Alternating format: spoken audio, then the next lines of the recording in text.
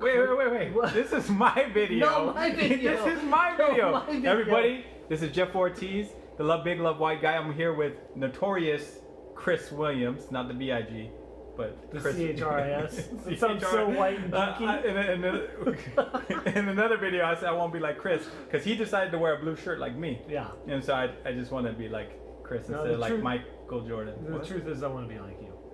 I think we admire each other. Yeah. So Okay, so no, Yes. seriously today, yes. what is it like raising teenagers? That is a good question. For those of you guys that don't know, I have a 20-year-old and a 16-year-old, and so And I have a 7 and a 4-year-old, so I'm not there yet. yeah, he's in for it because things are going to change by that time with the technology, and it's going to be a lot more challenging for him as a parent. But the relationship, I think, just having an authentic relationship with my son. One of the things that I like to do is tell them and encourage them how much I love them and show them.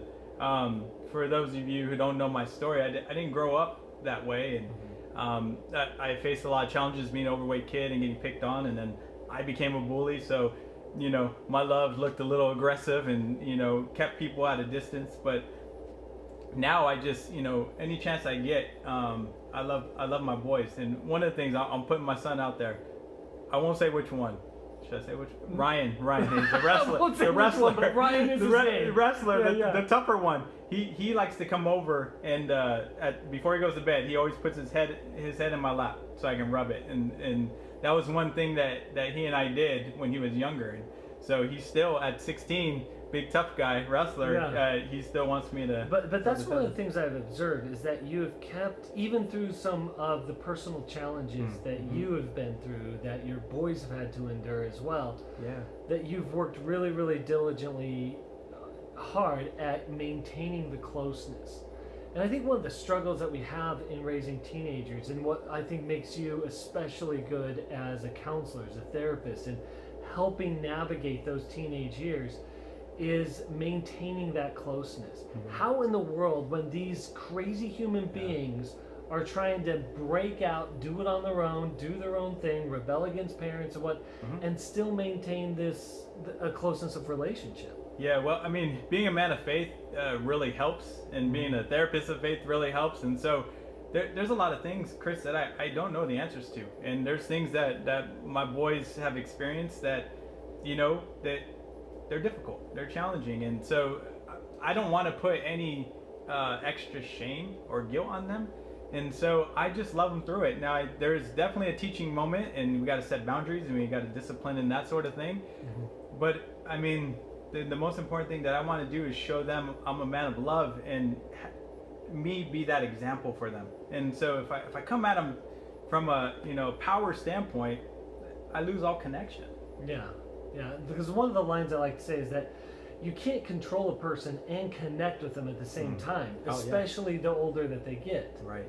Now, for so many of us that are terrified of the world that our teenagers are entering into or living in right now, and maybe we're struggling because we're wrapped up in our own fear, or we got kids out of control, but and the issues of depression and anxiety for those teenagers are going through the roof.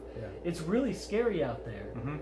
What is one thing that you provide as a therapist that helps the rest of us figure this thing out? Right. So what I do as a therapist, I try to be that link, that bridge between parents and child. And so a lot of times the parents calling me mom, it's usually mom. And so don't get me wrong, there's some dads out there too. Yeah. And by the way, dads, if you got issues, take action. All right? Let's give us a call. Yeah. Please. Yeah. And so I try to become the bridge of connection, right? And so I work with the child and the young adult, and so I connect with them, and then I also I support the parents because I know that they're worried and they're anxious, and I understand. So I know they're concerned, but work with them to be relational. Take a step back, and you talked about being fearful of what they're seeing, but think about, maybe even connect with when they were 16, 15, 16, 17, and try to identify what that individual needed. You know, I mean, I know what I wanted. I wanted love, and I didn't get love, right? And so not to the level that I thought I deserved. And so it's giving them the love that they deserve, regardless of what you're seeing, because they're gonna push back. There's no doubt about it. It's gonna happen. And so it's kind of getting through that resistance and letting them know, hey, I'm here for the long haul. I'm here forever. That's not going to change. No matter what you do, that's not going to change. And I think to speak to that, one of the things I've observed that you do, and that you do really well, is that a lot of times we get in these battles about an issue. But we don't realize that we're engaging the battle with the wrong tools. Right. And we're engaging a battle that doesn't need to be a battle. Right. And what I've seen you do is really help parents and children and teenagers establish the foundation for connection through empathy, for really understanding where each other is coming from, and really helping the parents take a more or a less anxious place. It's almost like taking a step back, and just opening your arms wide and embracing them. You know, instead of just pointing at them and keep them at a distance. It's more of that, hey, come, let me hold you, let me love you, and using words that are empathetic and consoling, and our kids are going to school, and the world out there is negative, right? We know it as adults. They're experiencing the same thing. So at least they have something to come home to that they know will love them, regardless if they push you away.